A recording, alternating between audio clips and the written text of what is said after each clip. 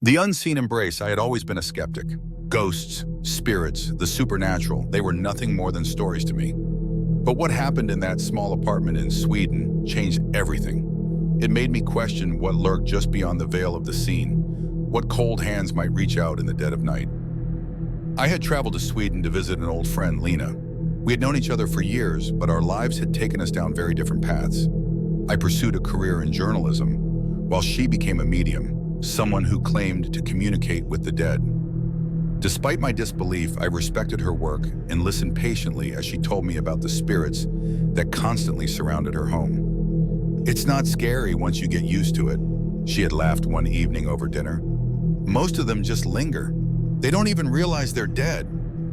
I smiled politely, though I wasn't convinced. Lina had offered me the spare room, but I insisted on sleeping in the living room on an air mattress. It was surprisingly comfortable, though by the end of my stay it had started to deflate slightly. The floor beneath pressed up against me whenever I shifted my weight. It was on my final night there that everything changed.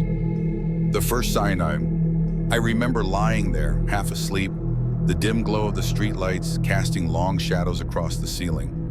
It must have been close to 3 a.m. when I felt it, the unmistakable sensation of the mattress dipping beside me. My eyes snapped open. My mind raced for a logical explanation. Maybe I had shifted my weight in my sleep. Maybe it was just the air slowly leaking from the mattress. But then the pressure intensified. It wasn't just a subtle shift. It felt deliberate, like someone had just sat down. My heart pounded as I strained my ears, listening for any sound. The apartment was silent. Lena's room was down the hall, her door shut tight. Then ever so slowly, the pressure changed. It wasn't just someone sitting anymore.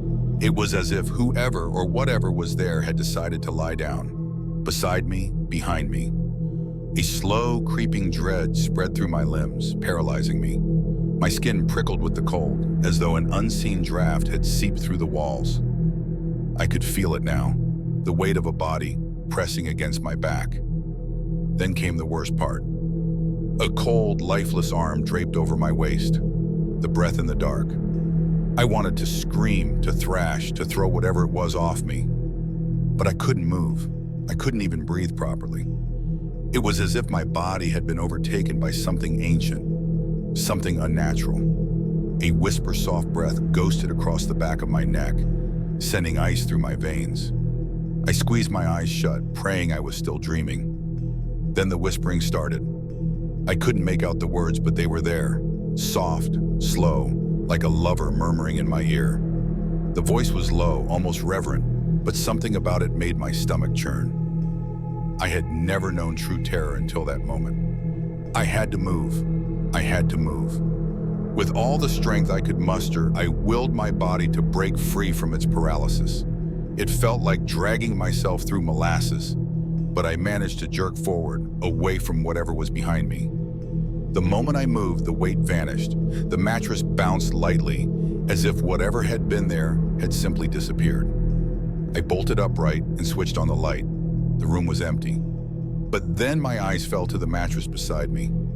There, in the dim light, was an unmistakable indentation. Someone, something, had been lying there.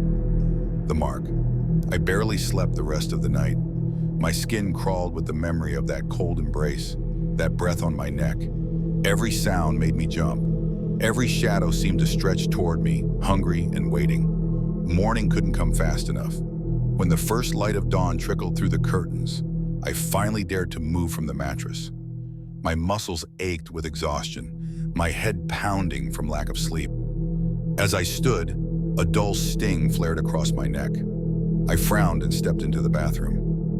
What I saw in the mirror made my blood run cold.